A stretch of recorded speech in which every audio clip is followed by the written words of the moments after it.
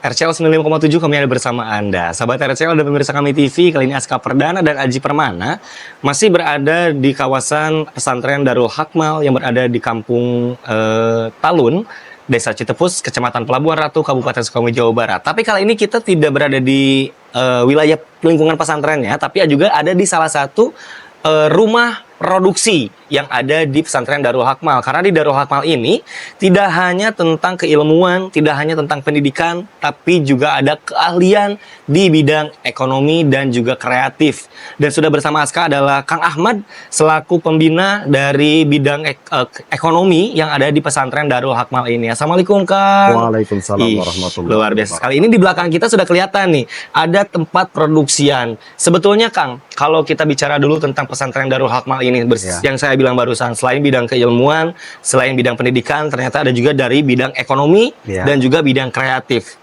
Bicara tentang bidang ekonomi, apa saja yang ada di pesantren Darul Hakmal ini, Kang?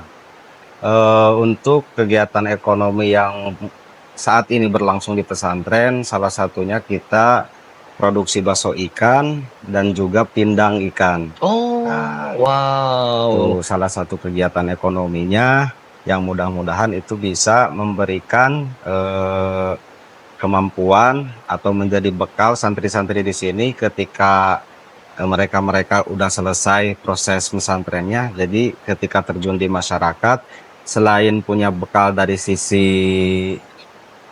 agama, betul, dia juga punya keahlian di bidang ekonomi. Wih, luar biasa. Salah satunya adalah produksi bakso ikan dan juga pindang ikan. Oke, kita bicara tentang bakso ikan dan pindang ikan ini. Nah, Kang, sudah berjalan berapa lama sistem atau juga mungkin proses ekonomi ini berjalan di pesantren ini? Kalau untuk produksi bakso ikan sama pindang, kita mulai berlangsung tuh dari tahun 2020 lah. Oh, sudah lumayan 4 tahun berjalan berarti ya? 2020-2021 kita mulai coba-coba produksi. Kalau untuk kita mulai terjun ke pasar itu sekitar tahun 2022-an lah. Oke. Setelah banyak dukungan lah, salah satunya dari Bank Indonesia, kemudian juga dari Kementerian Kelautan dan Perikanan. Nah, kita juga dapat bimbingan. Alhamdulillah saat ini kita sudah bisa mengeluarkan produk kita ke pasar. Oke, berarti hari ini di 2024, sejak 2020 dimulai, produknya memang sudah dipasarkan dan juga sudah bisa dinikmati oleh masyarakat Sudah berarti bisa. ya? Oke, kalau kita bicara dulu nih tentang sistem produksinya, apakah memang juga produksi itu dimulai dari penggilingan daging, kemudian juga pengolahan, pengemasan, apakah dilakukan di sini, di tempat ini, di pesantren, atau seperti apa? Untuk proses pembuatan bakso ikan, untuk sementara ini kita belum bisa full secara mandiri gitu. Karena kita ada keterbatasan di alat, yaitu kita belum mempunyai mesin penggilingannya. Oh, penggilingan belum ada. Jadi untuk sementara kita bawa bahan dari cold storage dari sini, kita bawa ke pasar, kemudian digiling. Nah, setelah digiling baru kita produksi. Produksinya baru dilakukan di sini. Di sini. Oke. Sama santri-santri, kemudian pengemasan. Oh, wow, luar biasa. Berarti memang juga ada perbantuan dari pihak Bank Indonesia dan dari Kementerian Kelautan dan Perikanan. Itu dalam sisi apa, Pak, kalau boleh tahu? Untuk awal mula bantuan ya, awal mula bantuan sehingga kita bisa produksi itu awal mulanya dari Bank Indonesia. Bank Indonesia kebetulan memberikan fasilitas cold storage. Cold storage? Nah, itu penyimpanan untuk bahan makanan yang beku. Nah, setelah itu kita juga dapat dukungan dari Kementerian Agama. Oh, Kementerian Agama. Nah, Kementerian Agama berupa alat-alat ini. Karena kemarin kan tahun 2022 Kementerian Agama itu meluncurkan program kemandirian pesantren. Betul, betul. Alhamdulillah kita salah satu pesantren yang mendapat program tersebut. Kemudian juga kita dapat dukungan dari Kementerian Kelautan dan Perikanan di mutu produk. Betul. Jadi kita masih dalam pendampingan dari Kementerian Kelautan. Oke, karena mungkin kalau mutu produk tuh mulai dari komposisi, kemudian juga mulai dari logo halal, berarti ya dari BPOM itu dibantu oleh Kementerian Kelautan dan Perikanan. Ini sahabat Tercel, buat yang penasaran produknya seperti apa, ini adalah salah satu bakso ikan yang dimiliki oleh rekan-rekan pesantren yang ada di pesantren Darul Hakmal. Namanya adalah bakso ikan halalan Thayyibah. Halalan Thayyibah. Duha Food. Duha Food. Wih, luar biasa sekali ini sahabat RCL produknya ya, yang dimiliki oleh teman-teman dari pesantren Darul Hakmal, sahabat RCL. Nah, Kang, kalau bicara tentang produk baksonya sendiri, kemudian produk pindangnya sendiri, hari ini kan alhamdulillah sudah bisa dipasarkan langsung ke masyarakat. Ya. Kalau bicara tentang perjalanannya sendiri, Kang, gimana caranya bisa mendapatkan pangsa pasarnya? Karena ya kita semua tahu, kalau terutama di Pelabuhan Ratu, bakso ikan itu banyak sekali gitu kan. Kemudian apa sih strategi yang akan lakukan sampai akhirnya bakso ikan akan bisa diterima oleh masyarakat? Strateginya mungkin kalau dari kita yaitu mempertahankan di bahan baku. Nah, kita mencoba konsisten menggunakan bahan baku yaitu 100% dari ikan marlin. Oh, wow. Karena untuk saat ini bahan baku bakso ikan yang paling enak yaitu dari ikan marlin. Ikan marlin, betul. Nah, karena dari segi rasa, kemudian tekstur kekenyalan, tetap yang nomor satu itu dari ikan marlin. Oh, oke. Berarti memang juga dipertahankan dari bahan bakunya sendiri. Dan kemudian yang menarik adalah dari sisi pengemasan, sahabat RCL. Karena memang biasanya kalau bakso ikan itu kan kebanyakan itu hanya sekedar pakai plastik biasa kemudian ditali gitu kan. Tapi ini sudah dalam kemasan frozen food. Dan ini yang jelas mungkin akan jauh lebih tahan lama ya Kang ya. Betul. Dibandingkan dengan yang hanya dikemas oleh plastik dan kemudian hanya ditali biasa saja. Karena juga sudah di vakum ini ya. Karena akan jauh lebih tahan lama dan lebih awet untuk disimpan, sahabat RCL. Nah, Kang, bicara tentang produk bakso ikan dan juga tentang pindang ikannya sendiri.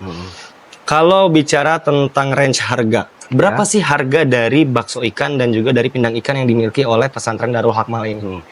Untuk bakso ikan, harganya kita relatif samalah dengan pasar yang ada di Pelabuhan Ratu. Jadi kita kemasannya bukan dihitung per biji. Tapi dari kuantiti Berarti gram berarti ngitungnya ya. 500 gram tuh untuk size kecil kita di harga 30.000. Kemudian untuk size besar di harga 35.000. Oke, itu cukup murah sahabat RCL, terutama dengan mengingat kualitasnya dibuat dari 100% ikan marlin berarti ya. Wow.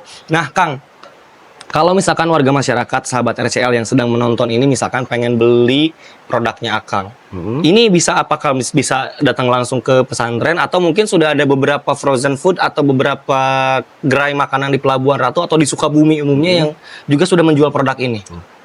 Untuk produk ini untuk sementara kita di pesantren sama juga di media sosial. Oh, media sosial juga ada. Karena banyak juga reseller-reseller kami yang sering aktif upload produk kami di media sosial. Kemudian untuk di wilayah Parung Kuda, produk kita tersedia di grosir RBCS. Di RBCS Parung Kuda, tuh warga Kalau Parung untuk Kuda. kios di pelabuhan, kita ada di Frozen Food Makmur Jaya. Oh, betul. Wow, luar biasa sekali.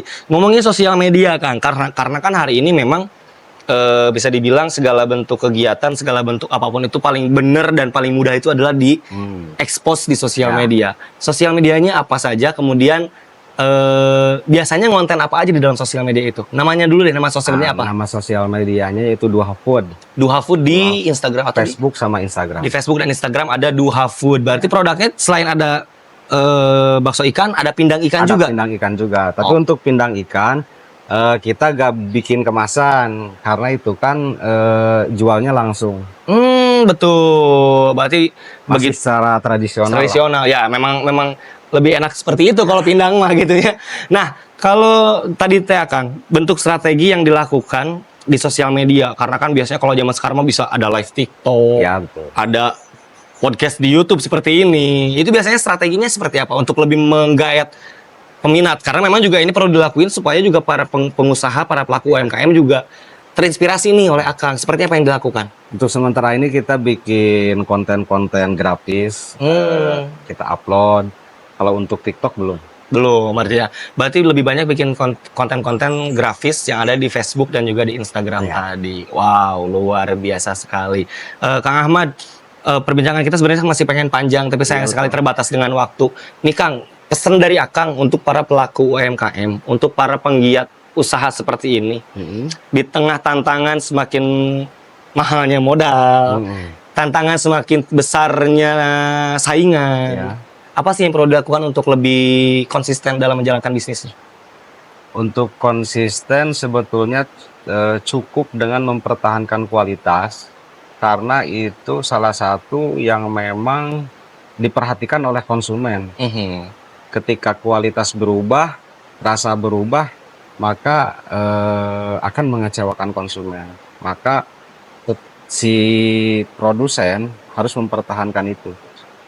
Kemudian kita juga harus bersaing harga secara sehat. Betul. Karena jangan sampai produk ini karena bersaingnya tidak sehat, akhirnya profitnya jadi mengecil gitu. Betul. Sehingga persaingannya jadi tidak sehat. Betul. Wow, mempertahankan mutu dan kualitas itu yang paling penting berarti sahabat RCL. Terakhir Kang Ahmad, ada yang mungkin yang disampaikan dan juga harapan Akang terhadap produk Akang, terhadap juga peran serta pemerintah dan juga terhadap warga masyarakat yang mungkin juga tertarik dengan produknya seperti apa? Terakhir silakan. Pertama mungkin kita masih perlu banyak dukungan dari pemerintah. Salah satunya mungkin kita masih kendala di pemasaran. Mudah-mudahan karena ini produk UMKM asli dari pelabuhan, ya semestinya pemerintah bisa membantu dari segi pemasaran. Kemudian yang kedua, kita juga ada kendala di peralatan. Karena kita sebetulnya inginnya produk ini dikelola secara mandiri, full di pesantren gitu. Jadi kita si bahan baku nggak dibawa keluar. Betul. Karena itu akan mempengaruhi. Betul, betul, jelas, betul. Ketika bahan baku dibawa bolak-balik, maka akan terkontaminasi. Betul. Nah, kita masih ada kekurangan di di alat. Kemudian juga kita masih punya kekurangan di modal.